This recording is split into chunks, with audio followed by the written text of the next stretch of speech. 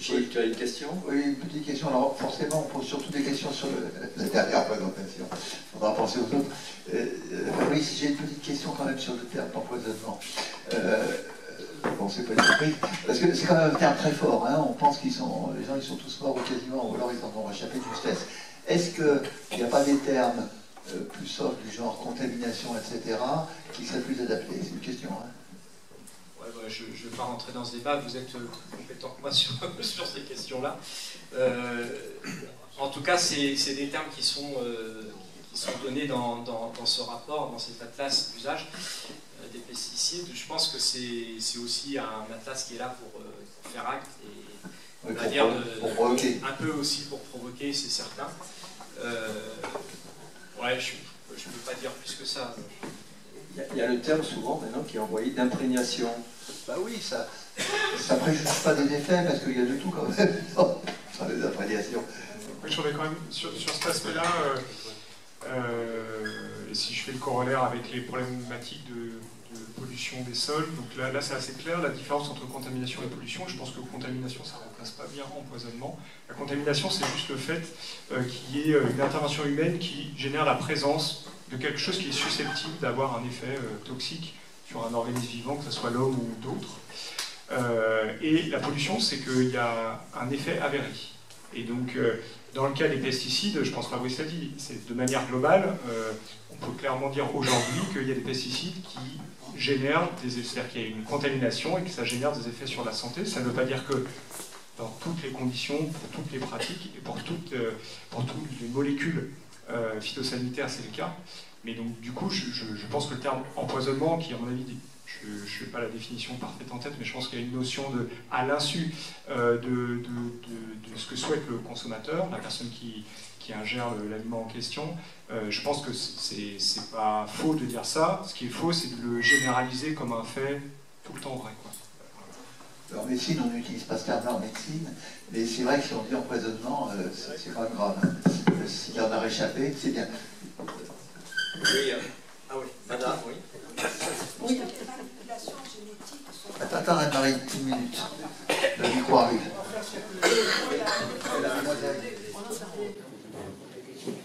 Merci. Ça marche? Oui. Oui, puisque les manipulations génétiques sont entrées ont pénétré le domaine végétal, pourquoi ne pas agir au niveau de la plante elle-même en la modifiant génétiquement de manière à ce qu'elle résiste aux infestations, aux insectes nuisibles, aux plantes nuisibles, pour éviter ce qu'on a. Ben, moi, je suis d'un milieu rural et j'ai un neveu qui était arboriculteur et il a subi au niveau des noyers la mouche du noyer, ensuite la mouche de la cerise. Au niveau des pommiers, c'était les maladies cryptogamiques. Et pourquoi ne pas envisager de modifier le génome des plantes? Parce qu'elles résistent. C'est une question pour moi, ça. Donc, mais c'est ce qu'on fait, effectivement, hein, dans les OGM qu'on pourrait appeler de première génération, fait avec Agrobacterium. On a utilisé cette bactérie par exemple, pour lutter contre les insectes. On savait que le Bacillus thuringiensis, qui est une bactérie du sol et qui produit des toxines qui sont néfastes pour les insectes et qu'on utilise, on épand ces bactéries dans la culture biologique, hein, pour l'agriculture biologique, c'est homologué. Donc quand on a eu ces OGM et ces techniques, on s'est dit, bon, on va aller chercher le gène de la bactérie qui va être toxique pour les lépidoptères, dans le cas du maïs par exemple. On prend ce gène, on le met dans le maïs et on fait un maïs qui est résistant à la pyrale, à la sésamie.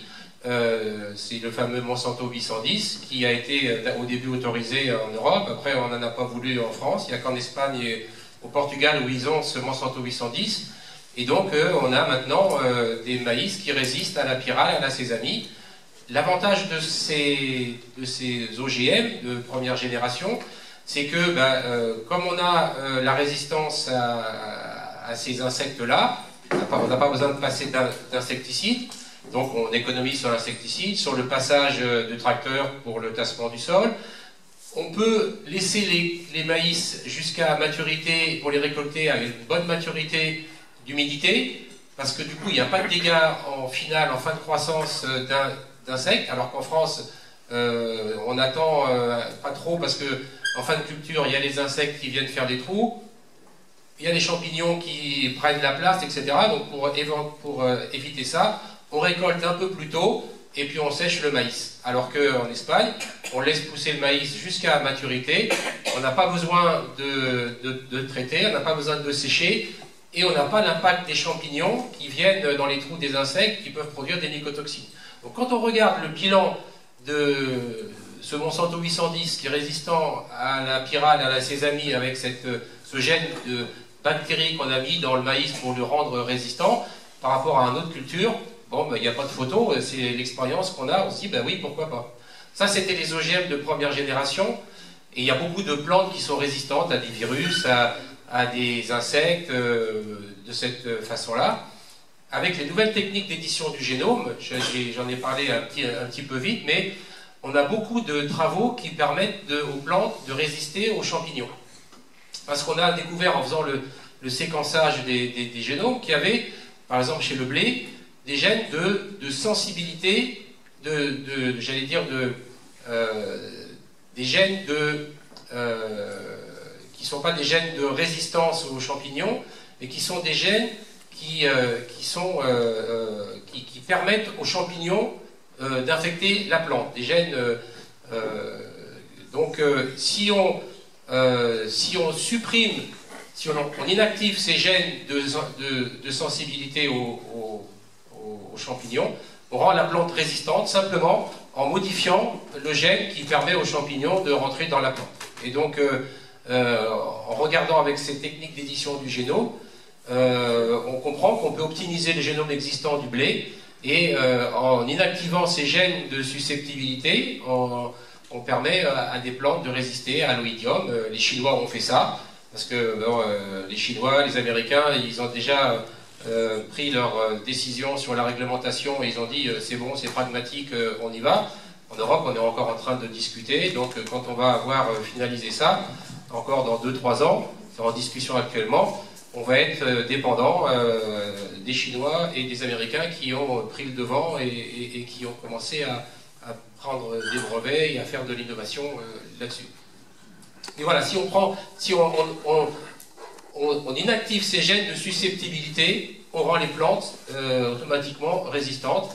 Et l'avantage de cette technique, pour finir, c'est que le blé, c'est un organisme très complexe, il est hexaploïde, il a 6 copies des gènes.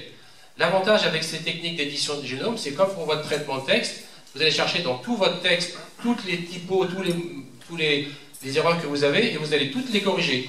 Et avec ces techniques d'édition du génome, s'il y en a des gènes de susceptibilité, mais s'il y en a 10, 5, 20 copies, avec ces techniques-là, ces ciseaux moléculaires, on va venir inactiver les 20 copies pour qu'il n'y ait pas une copie qui résiste et qui permette aux champignons de venir.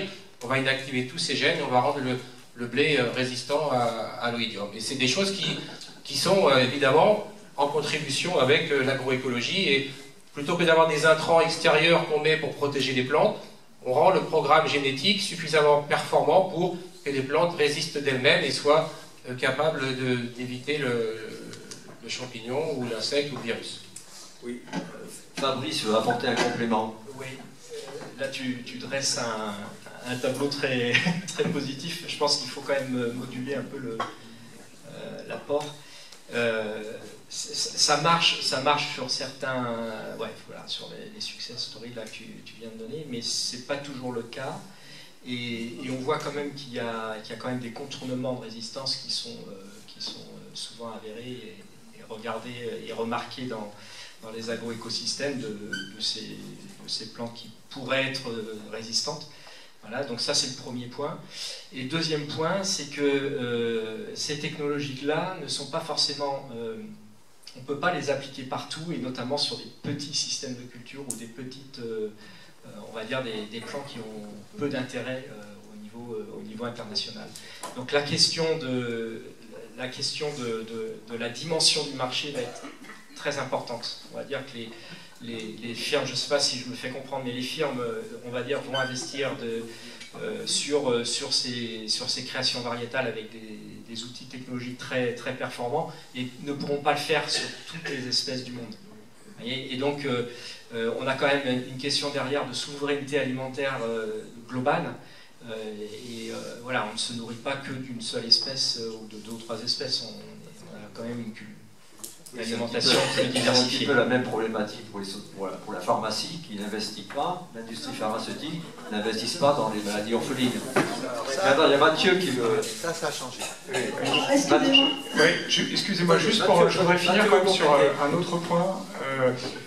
C'est juste pour revenir sur l'idée que du moment où on a des capacités techniques, avec des connaissances scientifiques derrière pour intervenir sur le vivant, on peut se dire, voilà, on a ce problème-là, on règle ce problème-là, puis on liste les problèmes et on les résout un par un. Par exemple, en lien avec des maladies sur les végétaux, il faut bien être conscient que c'est exactement cette approche-là qu'on a eue pendant un certain temps, qui a permis un certain nombre de progrès en lien avec l'alimentation, mais qui ont amené des gens, Nicole en a parlé, comme l'école de pensée de Descola, de dire qu'en fait il fallait que c'était une position où l'homme se sortait de la nature et qu'en fait il ne se rendait pas compte qu'en faisant ça, enfin on ne se rend pas compte qu'en faisant ça, en fait on ne se rend pas compte que le boomerang va nous revenir, c'est-à-dire qu'on déséquilibre tout un tas d'équilibres écologiques qui sont en dynamique perpétuelle, mais à notre échelle de temps, au quotidien, il y a des équilibres écologiques entre différents organismes et que quand on décide et quand on se donne les moyens, par exemple par le génie génétique, par les produits phytosanitaires ou par des engrais, enfin tout un tas d'actions techniques, de supprimer ce problème-là, ou par exemple de dire je fais des plantes qui résistent à cette maladie, en fait on change les équilibres écologiques. Et on a plein d'exemples qui montrent qu'il y a d'autres équilibres qui se mettent en place et qui ne sont pas forcément tous favorables, au-delà des questions d'accessibilité des techniques de manipulation génétique pour des cultures qui ont moins d'intérêt économique que d'autres.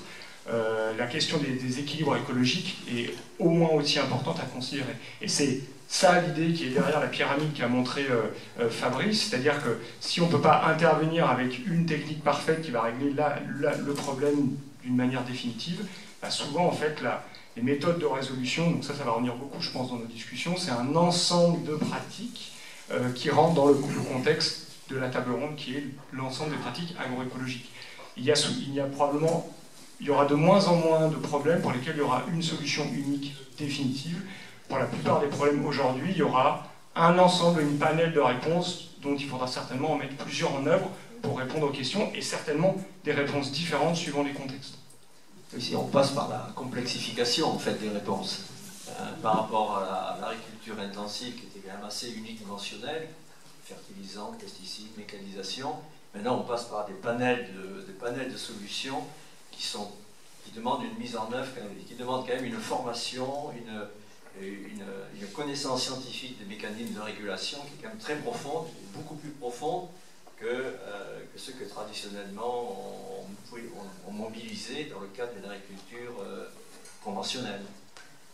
Oui, il y avait... Merci. Non, je voulais revenir sur la question des relations entre pesticides et santé humaine. Monsieur Le Bellec, vous avez été assez catégorique quand vous êtes passé sur ce point, alors que votre diapo, elle était reconditionnelle. Mais vous avez été très affirmatif et très catégorique sur les effets nocifs pour la santé des résidus de pesticides dans notre alimentation. La littérature, elle est quand même pas si claire que ça, c'est très débattu. Il y a récemment eu une méta-analyse qui montre que, en ce qui concerne le lien avec le cancer, probablement c'est la relation la plus spécifique qu'on peut imaginer. C'est pas encore démontré. Peut-être parce que c'est très difficile à démontrer, hein, ça, je suis d'accord avec ça. Aussi, on a l'impression, en fait, dans votre présentation, que la dose apporte peu. Et moi, je voudrais savoir qu'est-ce qu'on fait, qu'est-ce qu'on fait de l'information qui est avérée que 97,5% des aliments que nous consommons en Europe contiennent soit pas du tout de résidus pesticides, soit qu'ils en contiennent, c'est des niveaux inférieurs aux limites maximales. Est-ce que c'est une information qui est inutile, qui n'est pas à considérer dans le débat? Et puis le troisième point, vous avez opposé les pesticides de synthèse aux pesticides naturels, enfin, ou en tout cas, voilà, le bio conventionnel. le spinosade et le cuivre ne sont pas inoffensifs. Donc voilà, moi je pose ça là parce que c'est vrai que je ne suis pas spécialiste de ces questions. En revanche, je suis spécialiste d'alimentation et santé. Et c'est des choses qui m'interpellent énormément. Je suis très heureuse d'être aujourd'hui dans une journée de zététique pour pouvoir en parler librement, sans se faire agresser. Voilà. Merci de votre réponse. Donc là, je ne suis pas agressé, c'est ça? Non, non, mais je plaisante. Non, je suis... alors, est-ce que... plusieurs questions. Alors, oui, enfin, je vais commencer par la dernière, qui est plus de mon domaine. Peut-être qu'après, l'Assemblée pourra répondre sur les questions impact pesticides santé, qui est loin d'être mon domaine. Hein. Moi, je mets que des chiffres à ce stade-là pour discuter, effectivement. Sur les dernières, on oppose effectivement... Ce que je disais, c'est que si on doit faire, on va dire, confiance aujourd'hui à un système de culture plutôt qu'à un autre, autant, je pense, en tout cas avec les connaissances actuelles, je pense que l'agriculture biologique est quand même beaucoup plus sérieuse en termes de contrôle des produits qui arrivent qui sortent du champ, plutôt que d'autres labels du style label sans résidus de pesticides. Pour moi, c'est une aberration. En fait, c'est quelque chose. On ne devrait pas avoir de résidus de pesticides dans l'alimentation. On est d'accord là-dessus. Donc je pense que si on doit faire confiance à un label aujourd'hui, c'est plutôt un label agriculture biologique. Si on pouvait aller plus loin, je souhaiterais qu'on aille plus loin, effectivement, que l'usage du cuivre ou du spinosade ou du soufre. On peut aussi parler du soufre, qui est aussi autorisé en agriculture biologique. Tous ces produits, si on pouvait s'en passer, il faudrait s'en passer, de manière générale. Après, sur l'exposition... Moi, je considère, si vous voulez, que l'usage des pesticides n'a pas qu'un... Je ne voudrais pas qu'on soit trop anthropocentré, en fait. L'usage des pesticides, ça a des effets délétères sur l'environnement, d'une manière générale, et ça, c'est avéré. L'expertise collective à laquelle j'ai contribué il y a 3 ans a démontré par A plus B, effectivement, que tous les compartiments environnementaux étaient contaminés par les pesticides utilisés en agriculture. Ça, c'est avéré. Les effets directs et indirects. Les effets indirects, quand vous utilisez un herbicide, vous pensez supprimer l'adventice, donc la mauvaise herbe qui est en concurrence avec votre système de culture. Vous pensez supprimer cet adventice de façon simple, sauf que derrière, tous les services écosystémiques qui pourraient être liés ou qui auraient pu être liés à cette végétation supprimée sont également supprimés. Donc on a un impact, un effet cascade sur la biodiversité d'une manière générale. Donc ça c'est. Alors après, est-ce que les pesticides arrivent dans nos assiettes et est-ce que c'est grave? Là, je suis à la limite de mes compétences, hein, pour vous raconter des bêtises. Force est de constater, si vous voulez, que...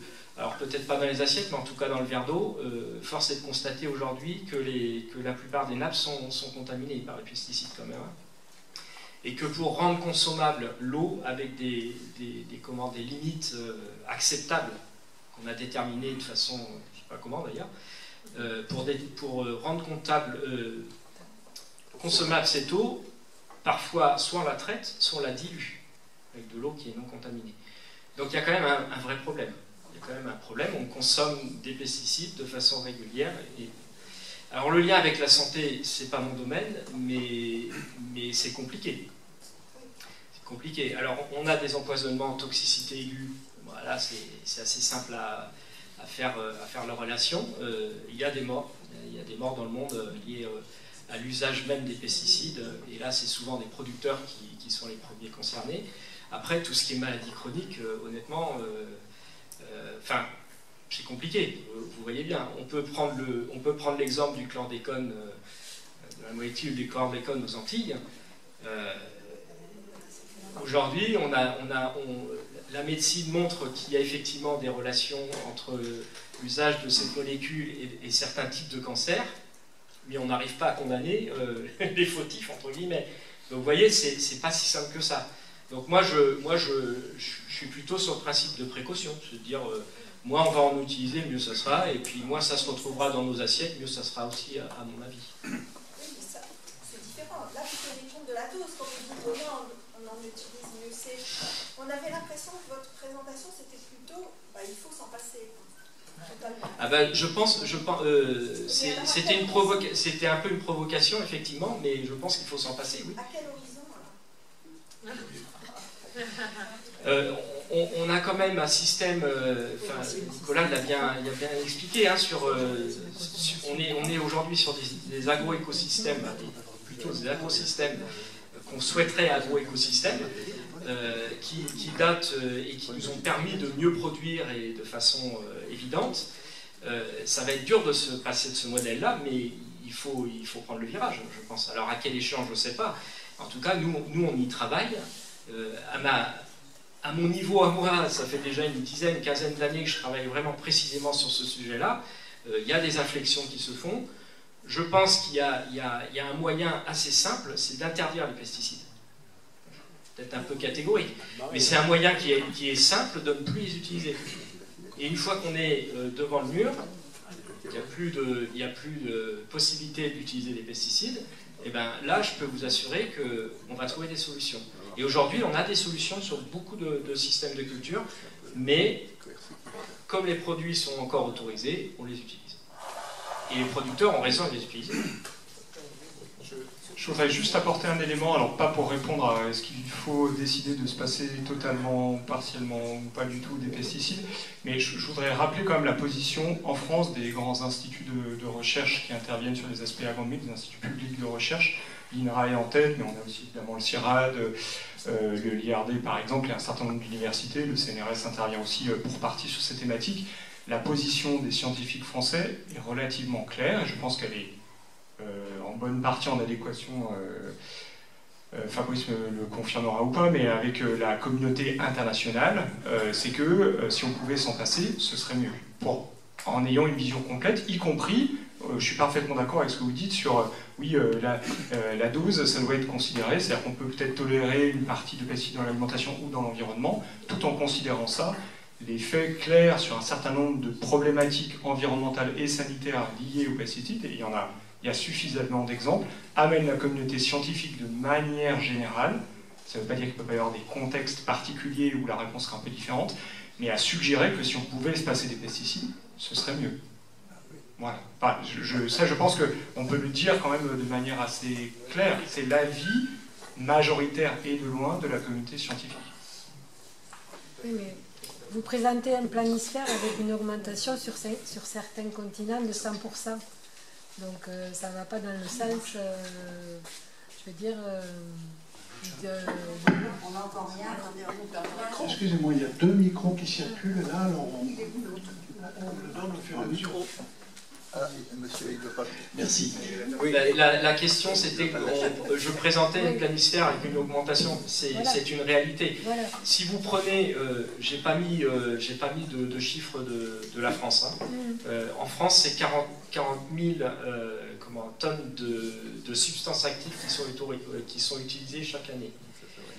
Malgré le plan Ecophyto, on n'a aucune diminution depuis 20 ans. Alors, certains disent le plan Ecophyto ne sert à rien. On peut s'interroger sur s'il n'y avait pas eu le plan Ecophyto, est-ce que ça n'aurait pas été pire? On peut se poser cette question-là. Mais force est de constater qu'effectivement, les diminutions ne sont pas là, voire il y a des augmentations dans certaines régions du monde, notamment au sud, notamment en Afrique, où l'usage des pesticides aujourd'hui est compliqué et l'accès est beaucoup plus simple aujourd'hui qu'il y a 10 ans. Oui. Voilà. Et de plus... Bon, effectivement, le débat, je suis désolé, est parti sur les pesticides. Il faut dire, monsieur Le Bellec, que vous avez été très provocateur. Je rejoins tous ceux qui, effectivement, non, la question des 380 millions d'empoisonnements. Alors, effectivement, moi, je rajoute encore des guillemets derrière les guillemets au mot empoisonnement, parce qu'effectivement, je pense que c'est un mot qui est un peu fort. Puis je crois qu'il ne faut pas comparer, je dirais, ce qui peut se passer, je dirais, en France, surtout dans l'Union européenne, avec les règles les règles que nous avons instituées aussi, avec les agences dont nous disposons au niveau de l'Union européenne, au niveau de nos pays européens, avec ce qui se passe dans, je dirais, dans l'ensemble du monde, au sud. Alors effectivement, distribuer l'argamanu des pesticides sans éducation, avec des personnes, des utilisateurs qui pensent qu'il s'agit de vitamines ou de nutriments, on s'expose à toutes les catastrophes possibles et imaginables, on en a bien conscience. C'est comme pour l'utilisation des médicaments. Les pesticides, pour moi, ce sont des médicaments du végétal. Moi, je suis vétérinaire. Il y a des médicaments pour l'espèce humaine, pour les animaux, ils sont tous dangereux. Je serais tenté de dire que ceux qui ne sont pas dangereux ne sont pas efficaces de façon générale. Mais je pense qu'il y a une manière de les utiliser. S'il n'y a pas de mode d'emploi, on s'expose à tous les dangers. Alors, je pense qu'il ne faut pas comparer non plus les choses, si vous voulez, à l'échelle du monde et puis à ce qui se passe chez nous. C'est pas vertueux, je défends pas je ne suis pas personnellement l'ambassadeur des pesticides. Et je pense que l'idéal, c'est d'arriver à la non-utilisation de ces produits. Enfin, qui quand même, au cours de la période où on les a utilisés, ça correspond à la période où l'espérance de vie a augmenté. Chez nous, l'espérance de vie en bonne santé a augmenté. Hein. C'est absolument parallèle à la période d'utilisation. Donc je pense qu'il faut quand même aussi avoir cela présent à l'esprit. Je pense qu'il faut se remettre en question. Il va de soi qu'on va dans le mur si on continue comme ça. Mais je crois que... Et puis, si vous voulez, s'agissant de nous, aujourd'hui en France, il faut comparer, parce que j'aimerais connaître finalement les effets en termes de mortalité et morbidité sur la population française de l'utilisation du glyphosate, par exemple. Mais j'aimerais bien, disons, en parler à celui qui me parle la cigarette à la bouche. Parce que souvent, on oublie de faire la comparaison entre les deux premières causes, finalement, de mortalité en France, qui sont précisément le tabagisme et l'alcoolisme. Ça arrive sûrement bien avant le taux d'intoxication et de mortalité dû au glyphosate. Voilà. Bon. Et donc, c'est plus un commentaire qu'une question, en fait. Oui, attends, oui, effectivement, c'est plus un commentaire qu'une question. Après, attention aux corrélations quand même on est en meilleure santé alors qu'on utilise... Enfin, je pense qu'on peut trouver des corrélations assez faciles. Force est de constater, peut-être que quand même sur la réglementation, effectivement, en Europe, on utilise plus de... Enfin, on réduit l'usage des CNR2, notamment, des cancérigènes, mutagènes et impactant sur la reproduction. Toutes ces classifications de pesticides très dangereux, aujourd'hui, sont quasiment bannies des usages en France et en Europe. On est d'accord là-dessus. Donc l'Europe a quand même pris ces précautions-là, et c'est très bien.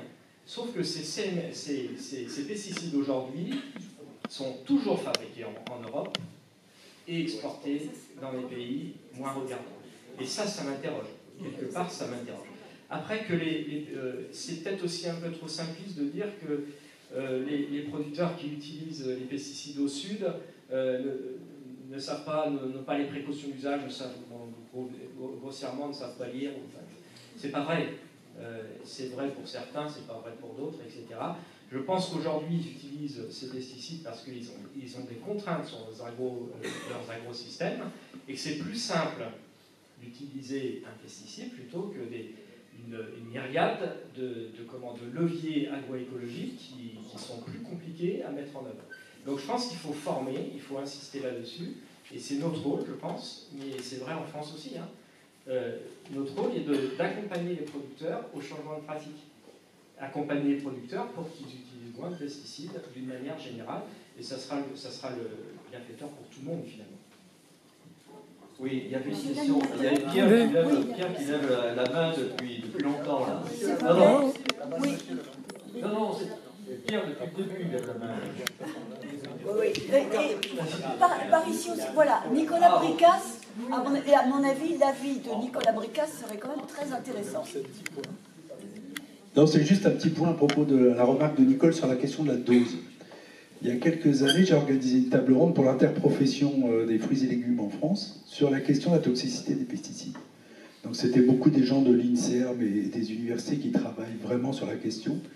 Et ce qu'on a tous retenu, c'est que la question de la dose qui fait poison, c'est un bon raisonnement pour la question de l'intoxication aiguë, de l'agriculteur qui est soumis, qui absorbe au moment des pulvérisations. Mais qu'il ne faut pas le raisonner comme ça pour tout ce qui est chronique. Et que, en fait, en particulier, la question des effets cocktails conduisent à montrer que c'est pas parce qu'un pesticide en dessous de telle dose n'est pas toxique immédiatement qu'il ne l'est pas en combinaison avec d'autres à des doses très inférieures du fait des effets cocktails. C'était ça la grande conclusion. Et de dire aujourd'hui, on a trop tendance à considérer la toxicité par rapport à un usage unique de quelqu'un qui va l'absorber. Mais il faut le raisonner en fait par combinaison de pesticides à des doses infinitésimales, mais c'est très compliqué et c'est très difficile de trouver un indicateur. Et donc du coup c'est aussi pour ça qu'on a du mal à avancer sur la question de la réglementation sur la toxicité chronique. On peut rajouter des très faibles doses sur une très longue période, sur la longueur de l'exposition, qui est très difficile à quantifier. Juste pour compléter, effet cocktail, ça c'est là il y a un angle mort. Hein. Effet cocktail et produits de dégradation des pesticides. Aujourd'hui, on a su qualifier, on va dire, évaluer les risques d'une molécule, d'une substance active qui est mise sur le marché. Sauf qu'on sait très bien et pertinemment que cette molécule se dégrade en plusieurs produits qui ne sont pas étudiés. Alors, on en connaît certains, on parlait du glyphosate. Ok, le glyphosate, on ne voit plus, hein. Mais par contre, il a ces produits de dégradation comme l'AMPA, qui lui reste dans les milieux de façon beaucoup plus longue. Et ces molécules, ces produits de dégradation, on n'a aucune, pour les plus importantes, on a des évaluations, mais pour beaucoup d'entre elles, qu'on ne connaît pas, même d'ailleurs, qu'on ne cherche pas parce qu'on ne connaît pas, on n'a aucune connaissance. Donc là, il y a un manque de connaissances récurrent. J'aimerais bien intervenir ici sur un point qui est à peu près occulté ou en tout cas pas assez traité. C'est le problème économique. Parce que vous pouvez avoir une solution scientifique avec les meilleures techniques du monde, mais on s'aperçoit avec déjà l'exposé que l'ensemble du problème est mondialisé et que c'est la force économique qui arrive à cette situation que l'on connaît actuellement. Alors, lorsque l'on dit oui, mais en Europe, oui, mais en France, on a des solutions meilleures, on s'approche un peu plus des normes acceptables, on oublie qu'à côté de cela, le monde entier nous envoie en masse, et en retour d'ailleurs, les produits toxiques qu'on produit ici. Et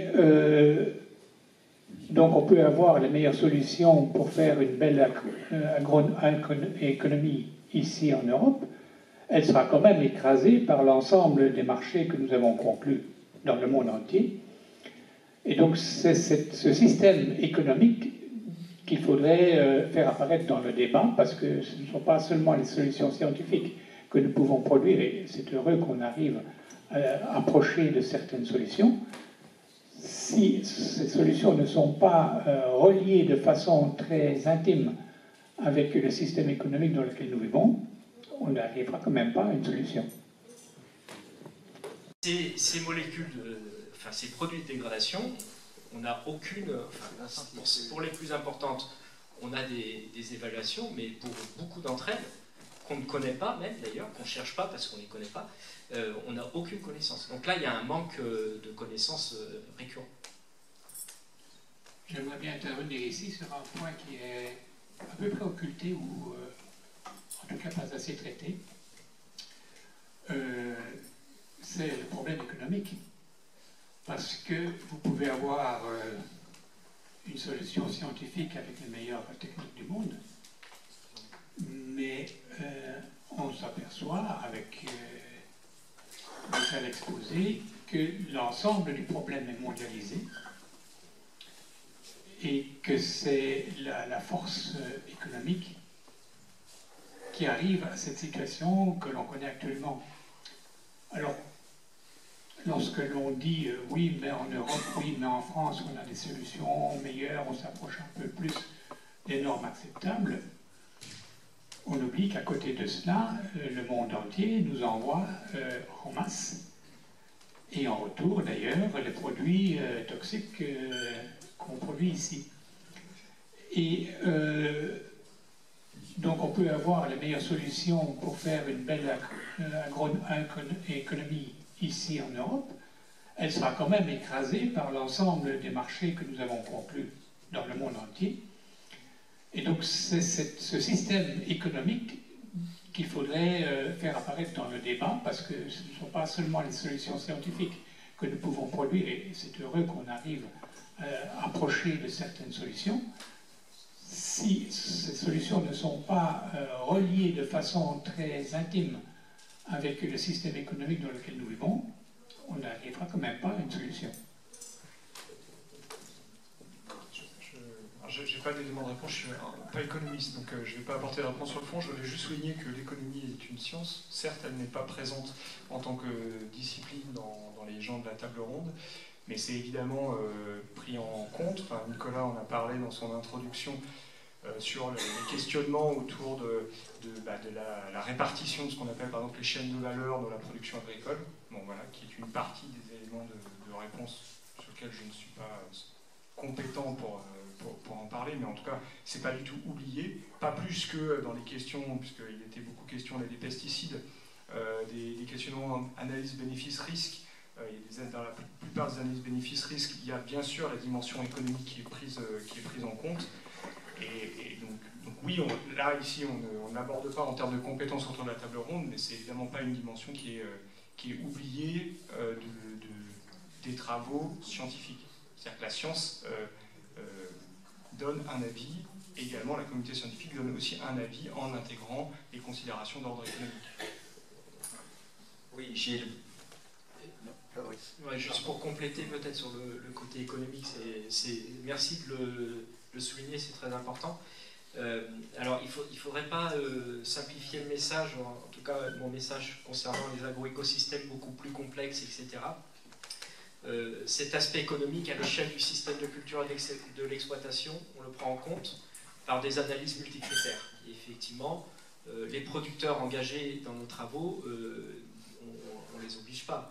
Il y a bien des choix qui sont faits, qui sont éclairés, qui sont faits ensemble pour que le système soit viable économiquement. Donc ça, c'est le premier point. Ça, c'est l'échelle parcelle exploitation.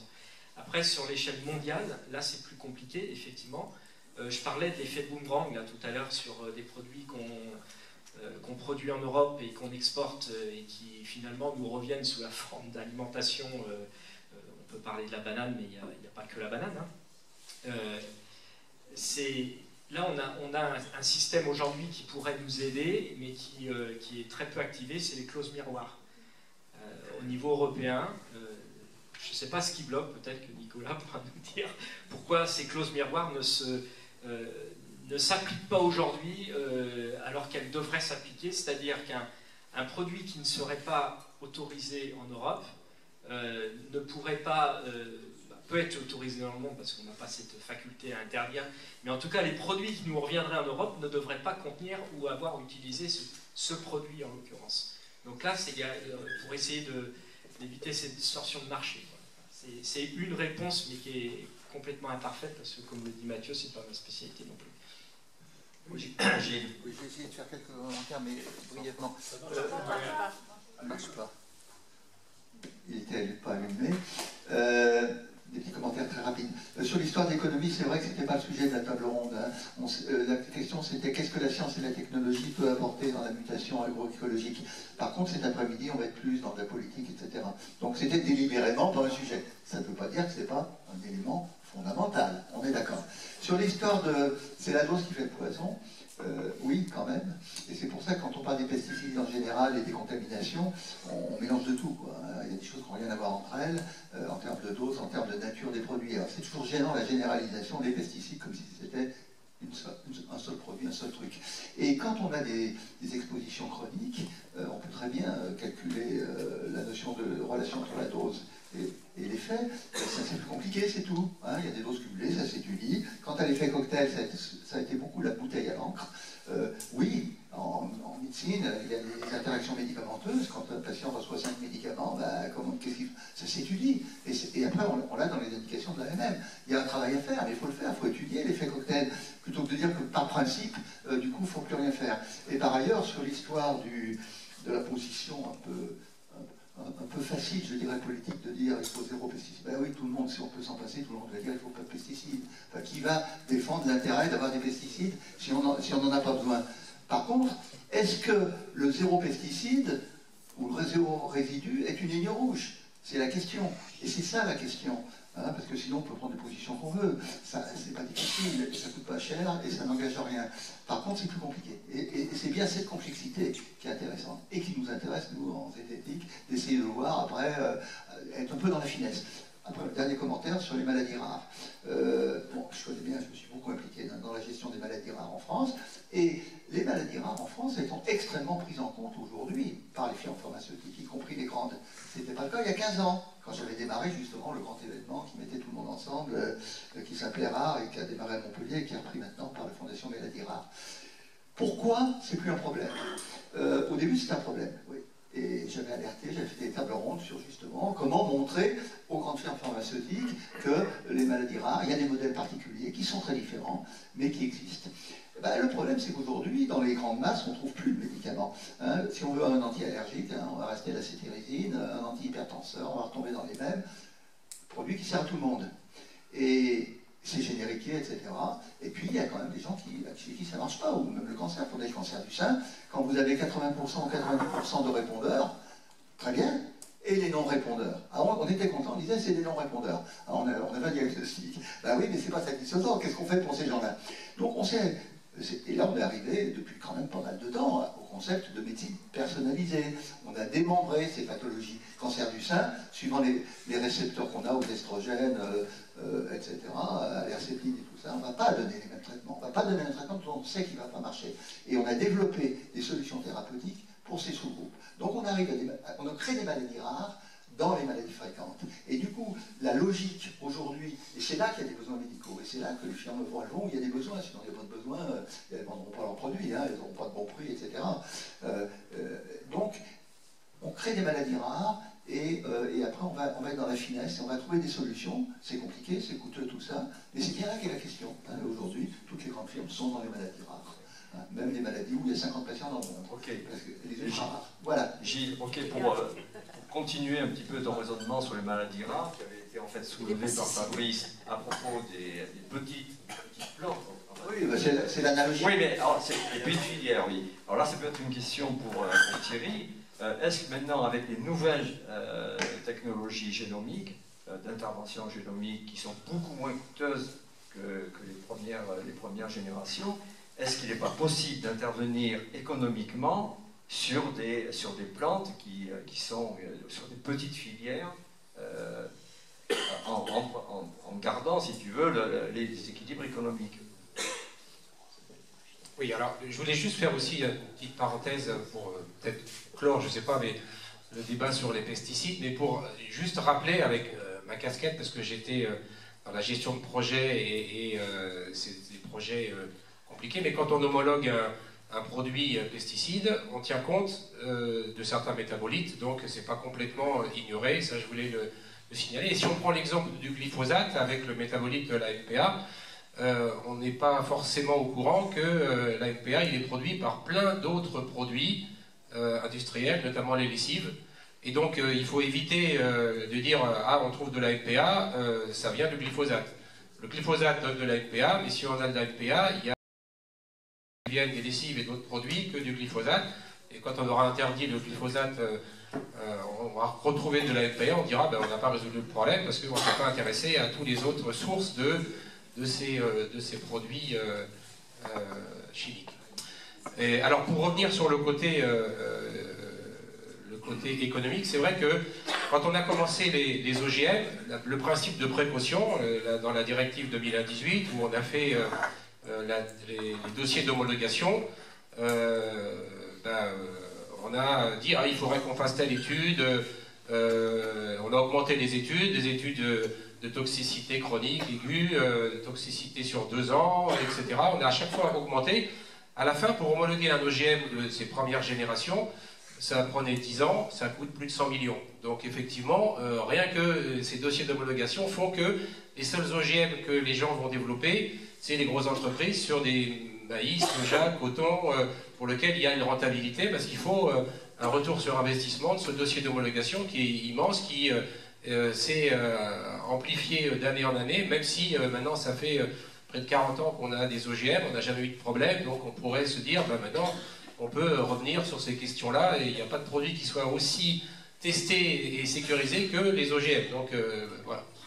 Mais effectivement, maintenant, avec ces nouvelles techniques, le débat, il est effectivement lancé en disant, est-ce qu'il faut qu'on mette ces nouvelles techniques dans la même boîte que les OGM de première génération et qu'on va demander un dossier sur 10 ans, ou est-ce que, comme c'est des techniques relativement, j'allais dire, contrôlées, qui miment la nature et qu'on pourrait faire le même résultat par des croisements et qu'on ne pourra même pas faire la différence quand le produit sera obtenu, s'il a été obtenu par cette technique-là ou par les croisements.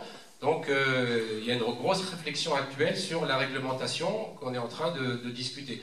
Et beaucoup de pays ont dit il ne faut pas réglementer la technique, il faut réglementer le produit. Et si le produit qui est quand même expérimenté, et c'est pas parce que on fait des techniques, on ne regarde pas le produit, on le teste, on regarde parce qu'on met sur le marché des produits qui ont été testés et qui apportent une certaine valeur pour le consommateur.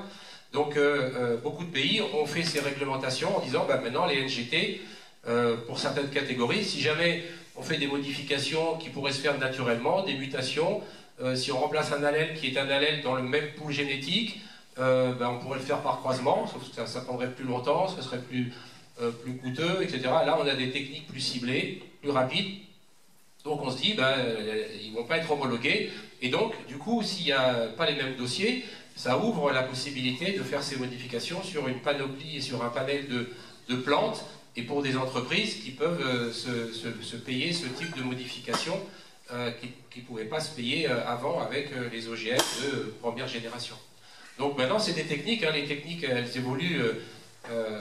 Si avec ces techniques-là, on peut optimiser les génomes qui ne sont pas pour l'instant pris en compte sur d'autres plantes que les 3 ou 4 plantes principales, et là, ça va augmenter la biodiversité, ça va augmenter l'aspect des cultures disponibles et les rendre un peu plus performantes pour diversifier, élargir les rotations, etc. et rentrer dans certains éléments de la pyramide que tu montrais tout à l'heure et qui vont aller dans le bon sens. Mais je suis d'accord avec la pyramide en disant le point central, c'est la semence, parce que c'est la première décision de l'agriculteur. Il va choisir sa semence, sa variété, en fonction de son climat, de son sol, de la rotation qu'il a fait, des susceptibilités qu'il a, des expositions aux insectes, aux champignons.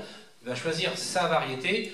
Et ensuite, on a maintenant une boîte à outils qui est beaucoup plus complexe que la simple chimie d'après-guerre, où on a donc la génétique d'abord, ensuite on a ce qu'on oublie aussi, le digital, qui permet de contrôler. Maintenant les agriculteurs, ils savent exactement au niveau de la météo s'il y a des zones qui vont être infectées, et plutôt que de traiter en préventif tout champ, on va comprendre un petit peu le système, voir les zones qui sont un peu faibles, où il y a des risques, et puis venir traiter ponctuellement en préventif ou en curatif sur 3 mètres carrés au lieu de faire tout l'hectare. Voilà.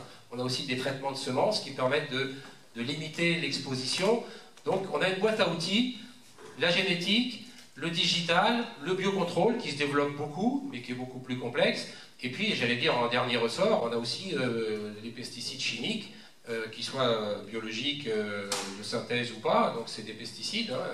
Mais on a maintenant une boîte à outils qui est beaucoup plus variée, et l'agriculteur actuel, il a à sa disposition beaucoup d'informations pour gérer presque chaque mètre carré de sa parcelle et des rotations sur sa ferme. Donc on a beaucoup d'éléments positifs.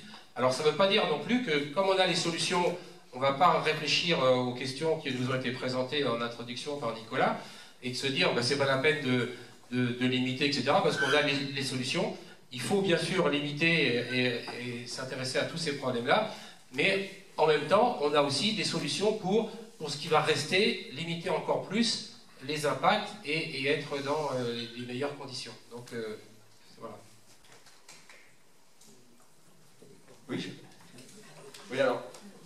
y a Pierre qui lève la main depuis quasiment le début de la conférence. Donc, Et après, Pierre, il y a Paul après. Oui, il n'y a pas le micro, oui. On m'a passé le micro. J'ai une question à vous poser. C'est le bénéfice que peuvent avoir éventuellement ces pesticides par rapport, je dirais, à la santé, par opposition, je dirais, aux inconvénients. Je pense à une chose, aux insectes. On détruit les insectes sur les aliments, mais finalement, depuis qu'on détruit les insectes sur les aliments, quand on les achète sur le marché, sont quand même nettement moins pourris. Et les aliments pourris, quand j'étais jeune, entre parenthèses, il y avait de sacrées maladies avec ça. Moi, j'ai été pensionnaire pendant... J'ai 77 ans.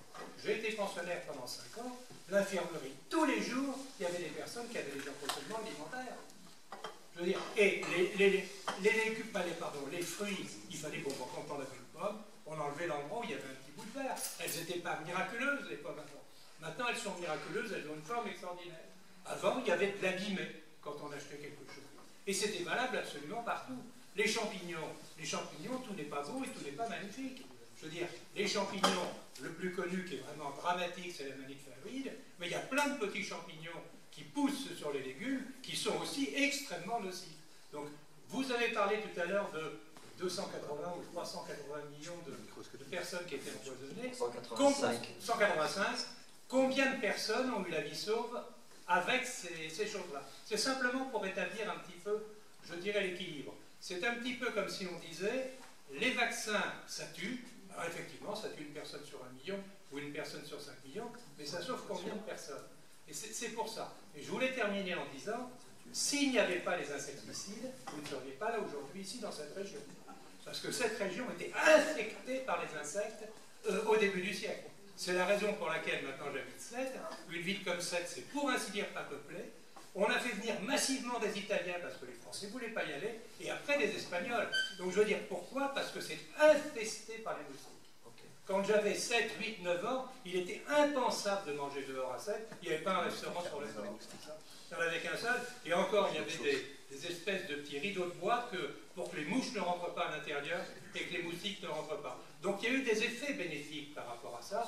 Bien sûr, il y a eu des effets qui étaient nocifs. On pense par exemple au DDT, où ça a été très bénéfique au départ et très nocif quand on s'est aperçu que le DDT se dissolvait dans la matière grasse et qu'on a trouvé sur les phoques qui étaient dans l'Arctique. Mais ça serait sympa aussi à un moment donné de dire, il y a des côtés positifs, il y a des côtés négatifs, mais par contre les côtés négatifs sont majoritaires par rapport aux côtés positifs. Voilà. Très bien.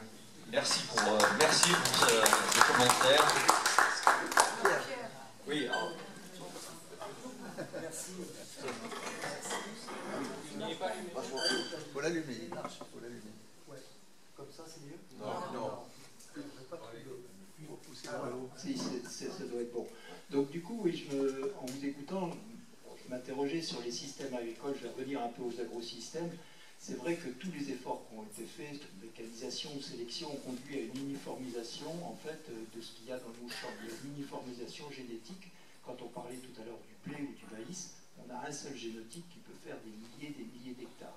Donc c'est vrai que de fait, ça c'est quand même, je dirais, une épine dans le pied de notre système, puisque derrière, on peut imaginer que facilement, en termes d'insectes, en termes de parasites, tout poil, de mauvaises herbes, il y a une adaptation qui va se créer. Et donc, c'est un petit peu la course sans fin entre la présence généralisée de ces quelques génotypes et puis le cortège d'insectes pathogènes de tout poil. D'accord? Donc, finalement, en réfléchissant et en essayant de prendre du recul à peu près, enfin, par rapport à cette situation-là, on se demande si effectivement remettre de la diversité dans nos parcelles agricoles, ça ne pourrait pas être une solution. C'est là qu'il y a la question. Remettre de la diversité, c'est soit refaire la culture en mélangeant plusieurs cultivars d'une même espèce dans le champ, c'est des mélanges variétaux, ou alors des mélanges d'espèces. Là, tout à l'heure, il y a le mot agroforesterie qui était prononcé. Et je voulais savoir si finalement ces systèmes-là, avec l'expérience que vous avez, peuvent conduire à une réduction des intrants, des pesticides en particulier, puisqu'on parle beaucoup de ça aujourd'hui. Merci pour cette question. Dans la pyramide, effectivement, il y a ce côté diversification qui est central, en fait. Vous avez raison de le nommer. Hein. À mon avis, c'est par là qu'on s'en sortira.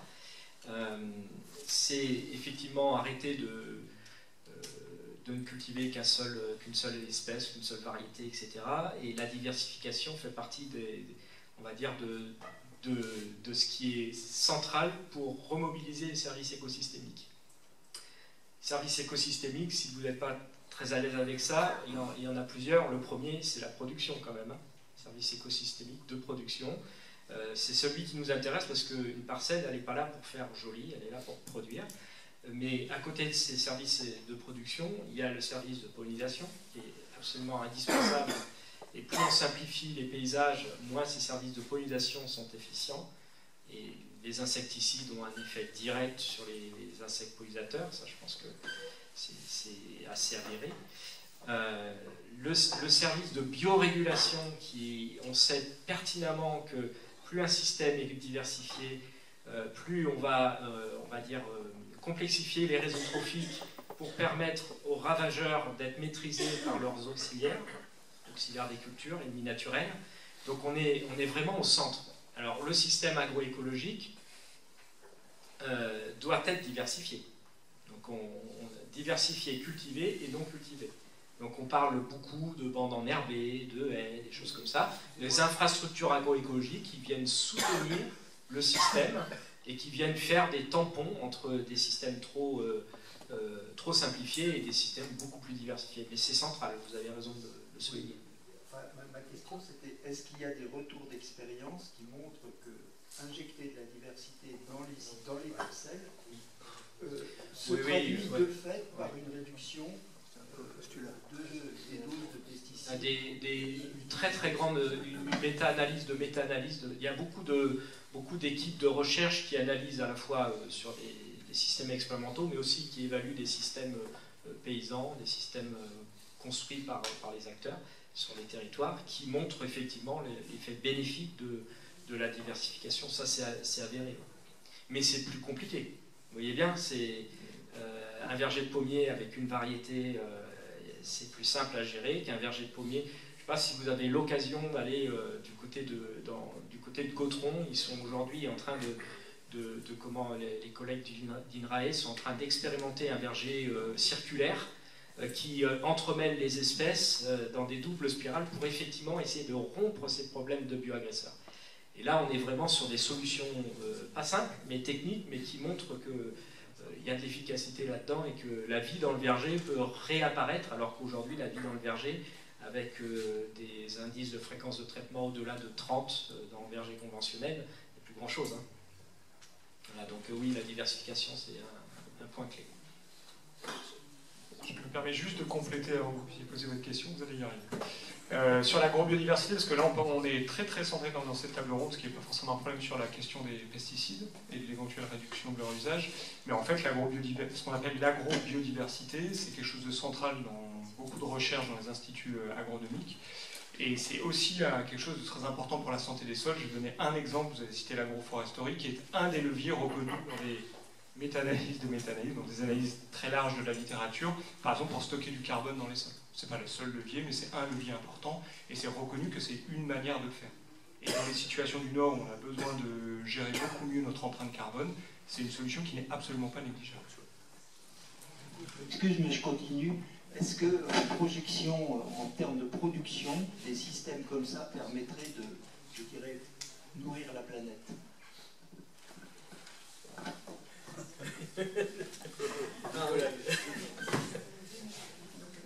Et Nicolas qui va répondre. Oui. Sans micro, je peux répondre. Il y a... S'il n'y a pas de micro, il n'y a pas d'enregistrement. Ah d'accord. Bon, il y a beaucoup de travaux de prospective qui se posent cette question, est-ce qu'on peut nourrir le monde avec des systèmes moins industrialisés que ce qu'on a connu? Oui, oui, si la biomasse reste majoritairement destinée à produire de la nourriture. Donc, on sait que la réduction de la production agricole destinée à nourrir les animaux dégage, en fait, un énorme potentiel d'accroissement de production agricole. La moitié de la surface mondiale agricole est utilisée pour nourrir les animaux. La moitié. 70% en France. Donc la marge de manœuvre, on sait qu'on l'a là. Mais ça, c'est dans le cas où on continue de considérer que la biomasse sert essentiellement à produire de la nourriture. Si maintenant on dit la biomasse doit produire de la nourriture, produire de l'énergie, produire des matériaux et reproduire de la fertilisation, là, on ne passe pas. Clairement, on ne passe pas. Et les modèles, ils nous montrent qu'en fait, la seule façon de passer, c'est en fait une réduction de la consommation. Et donc, en particulier, une réduction importante de la surconsommation de produits animaux, permettant aux pays qui ne consomment pas assez de produits animaux pour des questions avec un inconvénient nutritionnel, permettre en fait de poursuivre l'augmentation de la consommation de produits animaux dans les pays qui n'en consomment pas assez pour des raisons nutritionnelles, et la réduire dans les pays qui les surconsomment, notamment pour des raisons nutritionnelles, c'est-à-dire qu'ils en consomment trop par rapport à leurs besoins nutritionnels. Je rappelle qu'en France, on est en surconsommation de protéines, quelle qu'elle soit, végétale ou animale. Et donc là, on ne passe pas si on reste au niveau de consommation actuel. Si je peux me permettre. Une remarque. D'abord, j'ai l'impression que quand on parle du résultat, ce qu'il est possible de nourrir tout le monde, on suppose qu'il y a un échange mondial dans tous les sens. Les produits agricoles sont produits sur un continent et transférés chez les industries.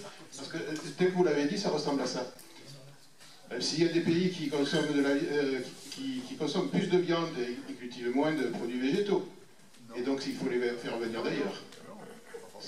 Voilà, c'est ça. Donc il y a quand même un commerce mondial. C'est simplement pour signaler ça.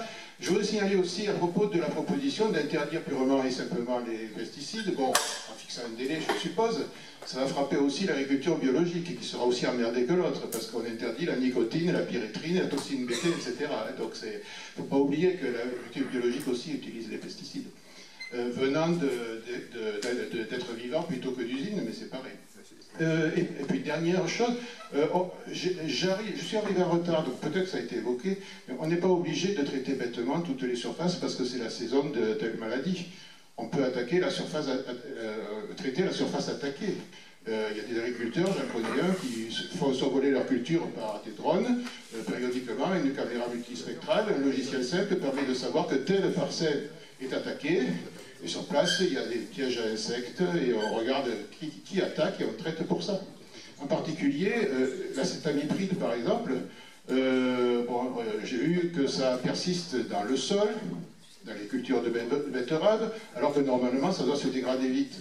Ça se dégrade vite en surface, mais si on enrobe la graine, ça reste dans le sol, parce que c'est protégé.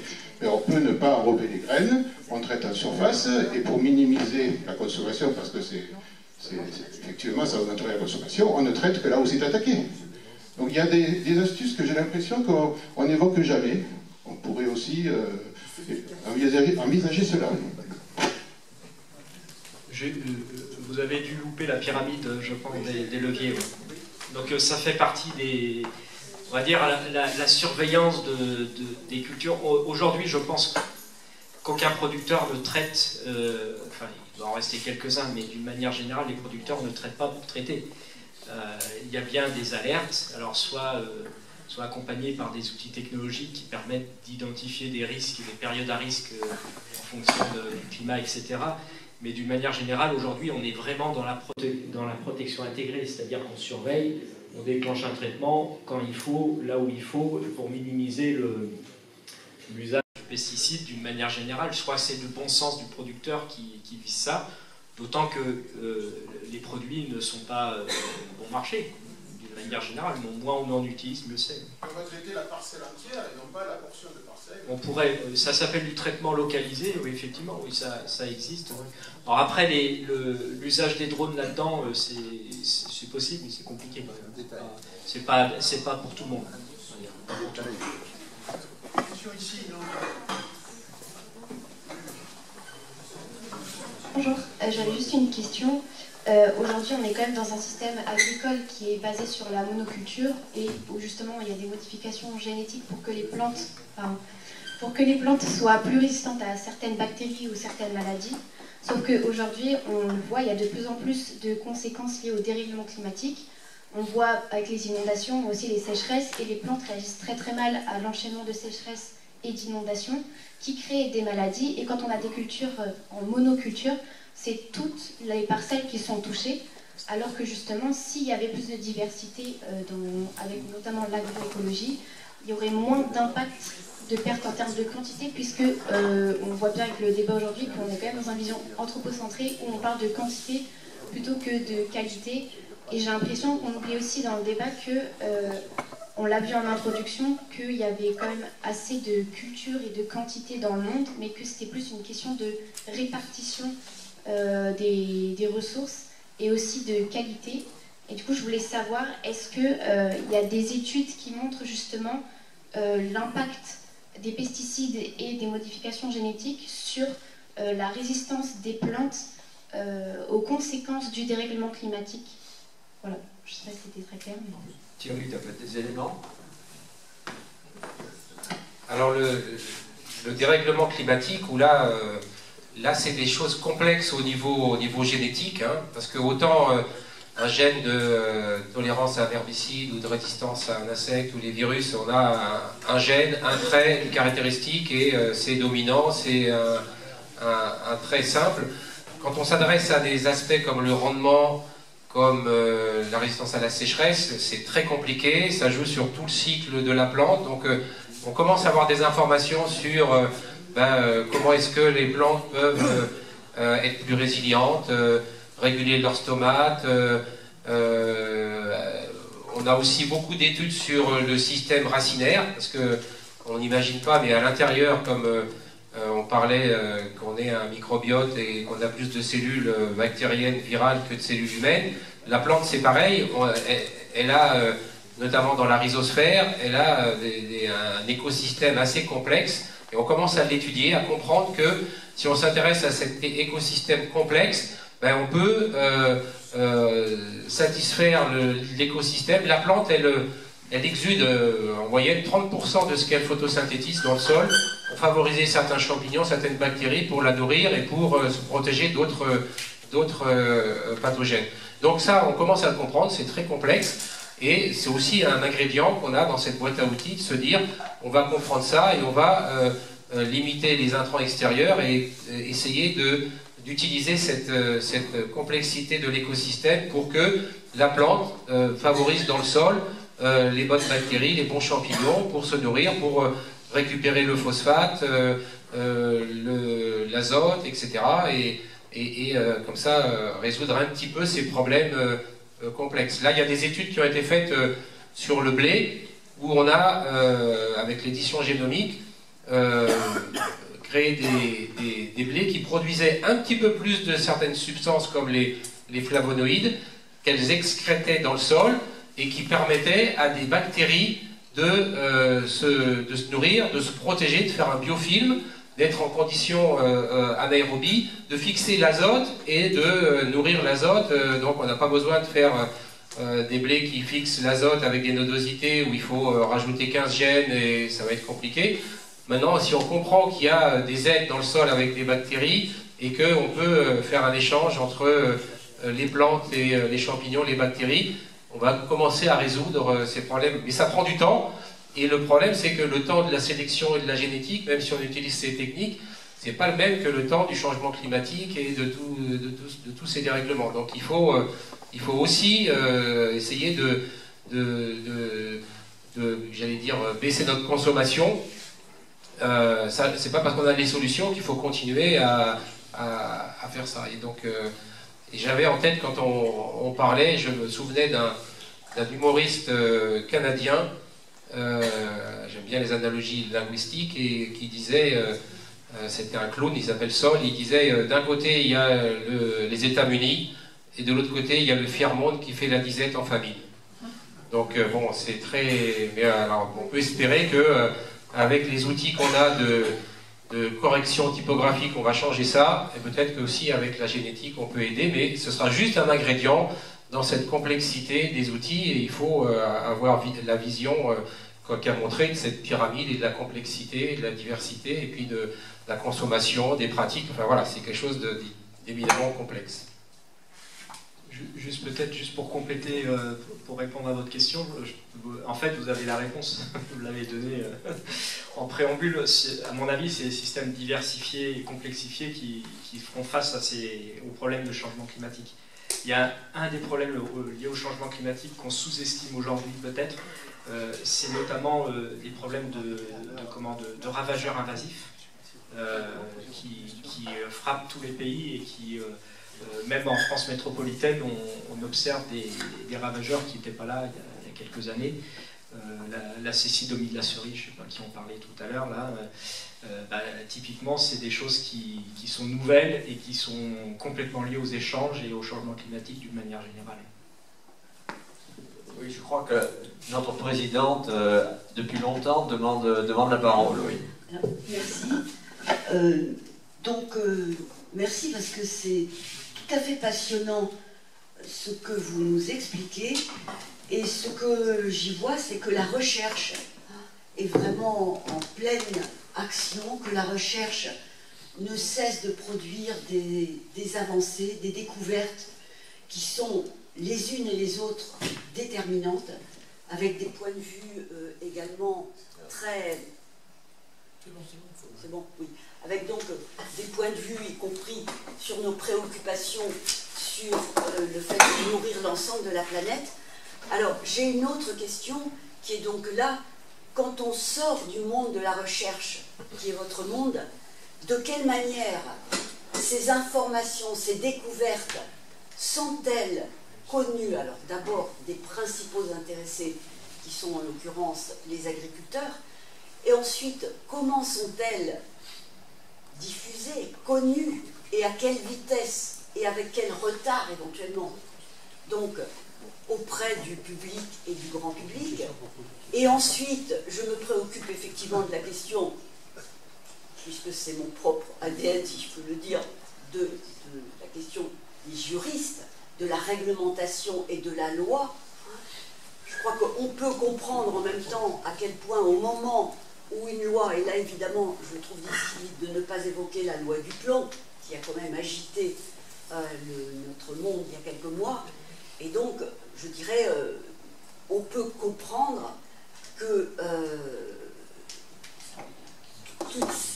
tout cela produise une diversité de points de vue, avec également beaucoup d'ignorance, et donc j'aurais voulu avoir votre point de vue de chercheur, de ce en quoi vous pouvez nous éclairer pour savoir eh bien, quoi penser, même si la loi est passée. Première, alors sur les postures d'accompagnement au changement. Alors c'est vrai. Alors là, je vais parler que pour moi. Après, je laisserai mes collègues parler de leur propre posture.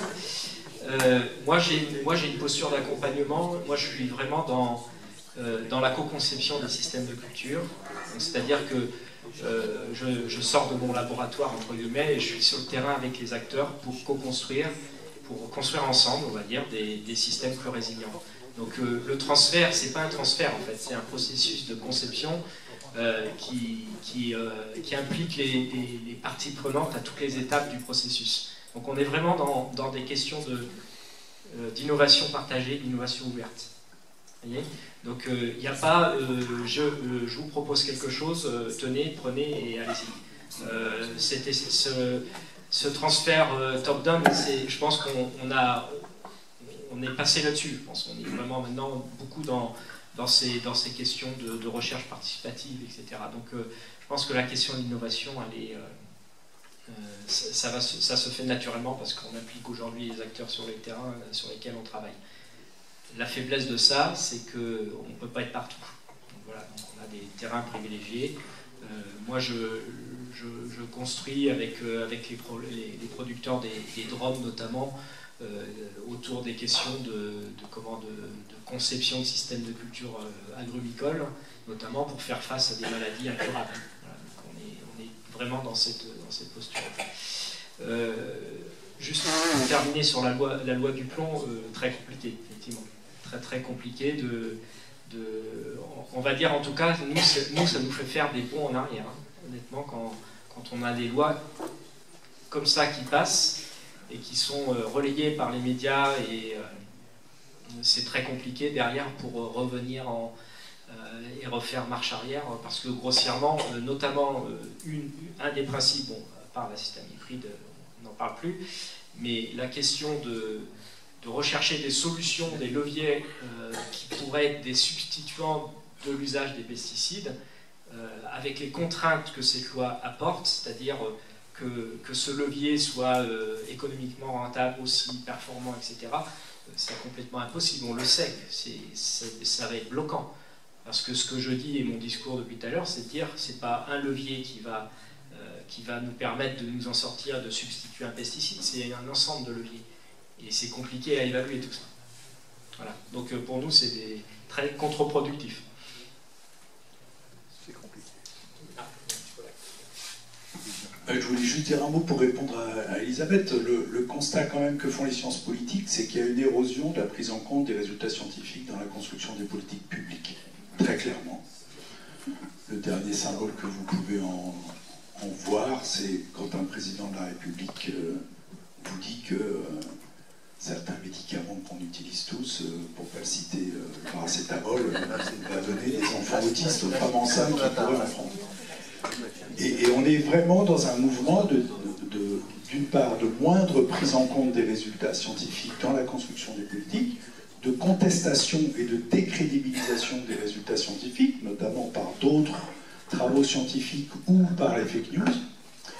Et c'est ça qui a provoqué tout un mouvement dont vous avez peut-être entendu parler, qui s'appelle le mouvement des evidence-based policies, des politiques construites sur des résultats scientifiques.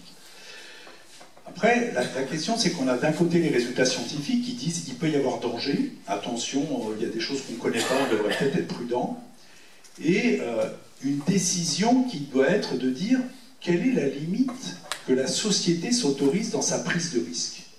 Toute innovation comporte une prise de risque. Tout traitement comporte une prise de risque.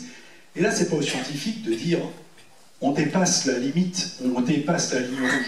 La ligne rouge, en fait, le scientifique, qu'est-ce qu'il fait? Il fait une courbe et il dit bah, plus vous allez mettre de ça, plus vous allez risquer. Et puis il calcule la courbe. Mais le seuil à partir duquel on décide que ça devient trop dangereux et que donc il faut s'interdire d'aller au-delà de la ligne rouge, ça c'est une discussion sociétale. C'est un rapport de force entre des gens qui sont inquiets, des gens qui pensent que ça a des avantages, entre des forces économiques et des préoccupations de santé ou des préoccupations de bien-être. Et la question aujourd'hui, c'est comment se construit ce rapport de force dans l'arbitrage politique?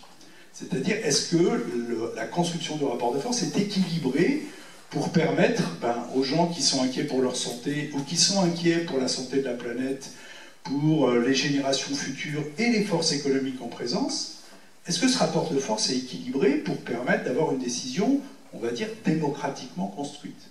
Et le constat, c'est plutôt que non. Et c'est qu'aujourd'hui, on a un certain nombre de lobbies qui, compte tenu de leur puissance économique, compte tenu du nombre d'emplois qu'ils génèrent ou qui permettent d'avoir, eh bien, en fait, ont aujourd'hui tous les pouvoirs, et beaucoup de pouvoirs, pour essayer de maintenir leur avantage, quoi. Et donc, pour moi, les questions qu'on débat, c'est une question de savoir comment on construit des prises de décision démocratiques dans la prise de décision des politiques publiques, et c'est ça qu'on va aborder un peu cet après-midi. C'est peut-être pour faire un peu le saut entre ce matin et demain, et cet après-midi. Mais pour moi, il ne faut pas demander aux scientifiques de définir le niveau de risque. Le scientifique, il faut lui demander de faire la courbe, mais là, le niveau de risque qu'on s'autorise, c'est un débat sociétal, et la question, c'est de savoir qui prend aujourd'hui cette décision. Ce qui nous inquiète beaucoup, nous, scientifiques, c'est d'entendre la volonté politique aujourd'hui de mettre sous tutelle les organisations scientifiques. Quand on dit l'ANSES, qui fait l'évaluation des niveaux de risque et qui fait les courbes, qui devra demander l'autorisation au ministère de l'Agriculture de savoir si elle peut publier ou pas ses résultats, ça pose quand même un vrai problème. Parce qu'on sait que cette décision du ministère de l'Agriculture, elle est aussi très empreinte des questions de quels intérêts économiques ça gêne ou ça favorise. Donc là, on a une vraie question sur quel est le poids du scientifique et quel est le poids en fait de l'ensemble des acteurs de la société pour prendre des décisions publiques.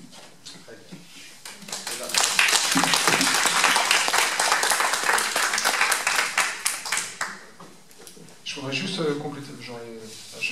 Il y avait un des éléments que je voulais apporter qui était derrière, mais je l'aurais bien dit. Donc merci Nicolas. J'ajouterais juste que pour revenir sur le fait qu'on est dans le monde de la recherche, on dit certes par principe, mais en fait la recherche, et je pense que c'est un peu la corrélation inverse, quoi. C'est-à-dire l'intégration des connaissances scientifiques dans la prise de décision est de moins en moins clairement définie, ou son poids en tout cas, et de manière anticorrélée, en fait, la recherche, notamment autour des problématiques finalisées que sont celles de la production agricole, de la santé, les chercheurs sont de plus en plus connectés et de plus en plus amenés à être connectés aux questions de la société civile et des acteurs. C'est-à-dire que de plus en plus, on travaille étroitement avec des entreprises, avec des associations, qui ont chacune différents points de vue et une manière de se connecter aux thématiques. Donc là, je pense que c'est assez juste de dire que la recherche, notamment agronomique, n'a jamais été aussi bien connectée à la société dans son ensemble. Et c'est du coup encore plus questionnant que la connaissance scientifique soit finalement aujourd'hui peut-être de moins en moins centrale dans la prise de décision. Ça ne veut pas dire qu'elle doit imposer la décision. Bien. Donc, est-ce qu'il y a d'autres questions? Est-ce que... Oui, donc pour compléter sur la recherche, le chercheur, il était un peu dans sa bulle au début, et parce qu'il n'a pas non plus les compétences de la communication. Et si on lui pose une question et qu'on a 30 secondes pour répondre, comme pour les politiques, ça va être difficile. Donc pour le scientifique, il y a 50 nuances de gris, ça dépend, etc. Mais bon, c'est en train de changer un petit peu, notamment avec des associations comme la vôtre, que je découvre là, ou comme l'AFBV, qui cherche à communiquer, à dialoguer avec la société sur ces questions-là complexes. Et puis moi, j'ai la chance de donner des cours aussi aux étudiants. Et là, si on a le temps de discuter avec les étudiants, de leur donner les bons réflexes pour qu'ils ne soient pas influencés par les fake news, les réseaux sociaux, et qu'on les force à bien réfléchir sur ces problèmes complexes, on peut être optimiste que ça développe des gens qui soient un peu plus responsables. Mais voilà, c'est tout un boulot à long terme. Ok. Est-ce qu'il y a d'autres points que vous souhaitez aborder? Ah oui, je vois qu'il y a quelqu'un au fond. Juste quelques commentaires. Déjà, je voudrais vous remercier, monsieur, d'avoir dédiabolisé le GM. Ça permet de nuancer les choses, même si ça prend place dans un écosystème complexe et qui sera vraiment toujours ce qu'on fait quand on introduit une modification. À propos des pesticides... Il y a un micro qui circule.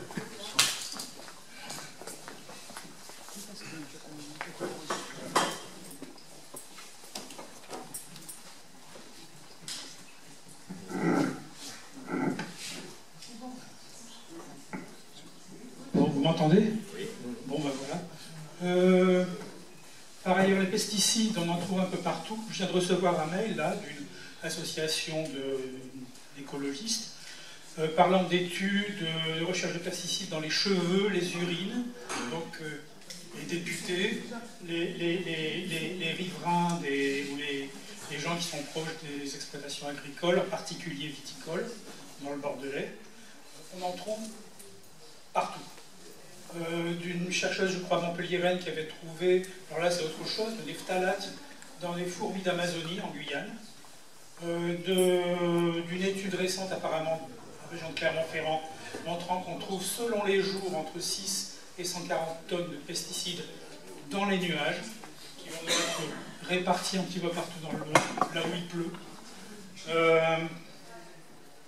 Donc, poser aussi la question de savoir, est-ce qu'on peut défendre les pesticides?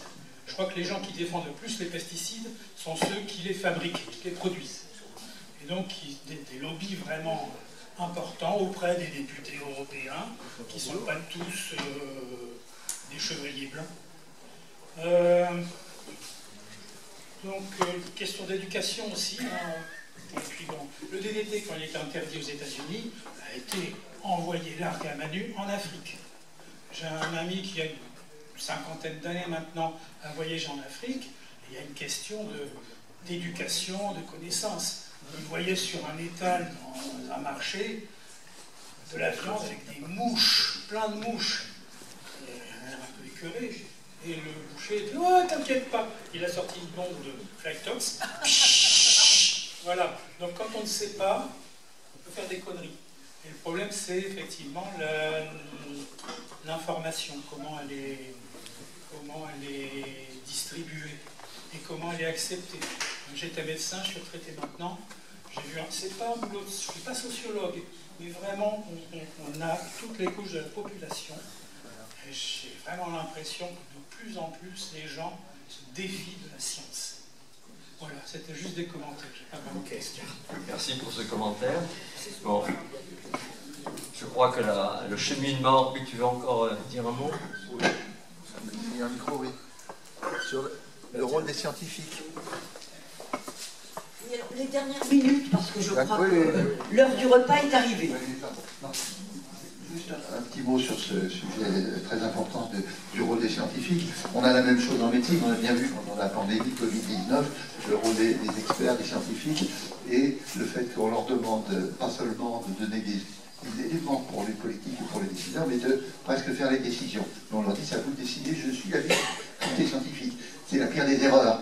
Hein, ils n'ont pas de boule de cristal, ils font leur boulot, et c'est les politiques qui doivent décider. Donc ça, c'est terrible. Le problème, c'est que les scientifiques ne savent pas communiquer. Et comme ils ont bien compris que pour être compris, il fallait simplifier, il fallait être simplifié et simplifier.